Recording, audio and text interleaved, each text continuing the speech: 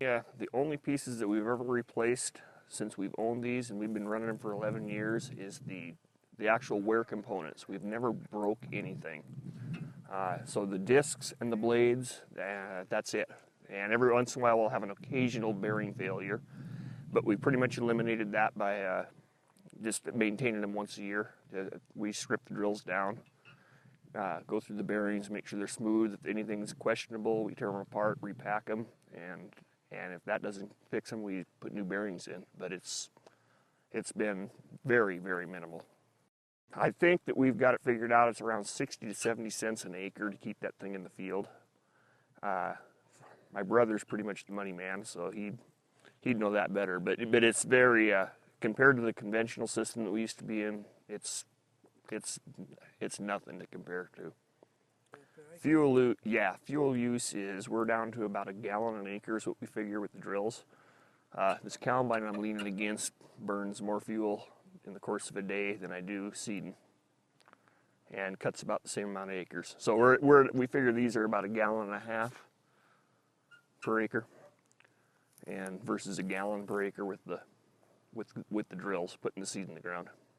Yeah, the spraying, that was a big thing when we got into this. They kept telling us our chemical costs were going to go through the roof. Our chemical costs haven't changed at all, other than our Roundup usage. We've increased that, but the neighbors around here have increased their Roundup usage too, because it's a good preventative maintenance system. But for us, it's basically our entire tillage system is the Roundup. When we first started doing this, we were probably 5 to 7 days behind the neighbors who were conventional in our soil temperatures, so we could get into the field and seed. Right now, we're actually a couple days. We're either the same level or a couple days ahead of them, and because our soil just doesn't get as cold during the wintertime. So that's kind of went out the door. But I can see where the frustration level for the first couple 2 or 3 years, because you're going to be sitting on your heels watching the neighbors go out there in conventional ground when you're back in the shop and watching them farm. But even that transition period, I can't say our crops took a hit by any stretch, and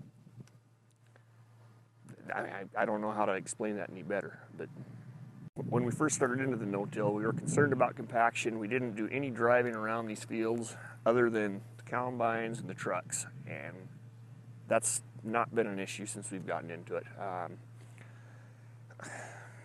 During the springtime, once the soil's made that transition, we can actually we can drive across this ground where you couldn't drive across it in conventional.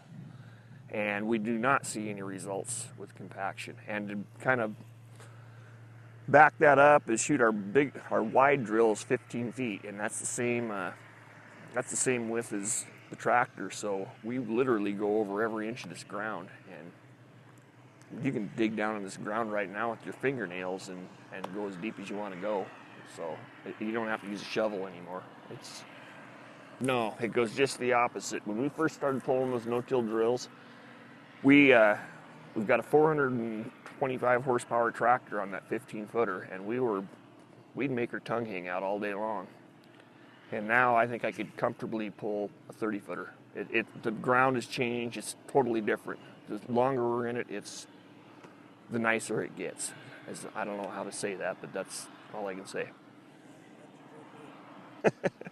Well, Dad bought the Harley because he's retired, but our maintenance has gone down from when I first came home to farm. We were full-blown conventional, and you were in the shop 6 days a week from 8. A short day was 8 in the morning until 5 at night, and we worked on equipment to get it ready for the next year. And when we got full-blown into this no-till situation, we bring both the drills into the shop in the fall of the year, and we finish seeding, and we tear them completely down. When I say tear them down, we pull the discs out and the blades out and just inspect the parts. That way we know what we got to order. But it's basically 2 days per drill, and if we got crazy, we could probably do it in a day per drill. And then we have the 2 tractors that we bring into the shop, and that's what's been more amazing to me than anything is the tractors. We used to shoot, we used to go through a set of fan belts a year just because of the dirt that we were running through the radiator. And consequently, when you'd pull the dipstick out at like 100 hours, it looked like coal. And now we pull the dipstick at 100 hours. We still change it at 100 hours, but it still looks like oil. So the wear and tear in the tractors has just gone to nothing. And another thing we always do to the tractors in the wintertime is we pull the magnetic plugs out. And there used to be a lot of fur on them. And they're as clean as a whistle now. So that's really impressed me. And the other thing that's been really nice about it is it gives us a lot more time to, hell, my wife gives me hell because I never go up to the shop half the time. Sit around the house and watch TV and enjoy life a little bit. So, but no, the maintenance is unbelievably low. I mean, you got to keep up on it. You can't let stuff slide, but no, it's not a big deal at all.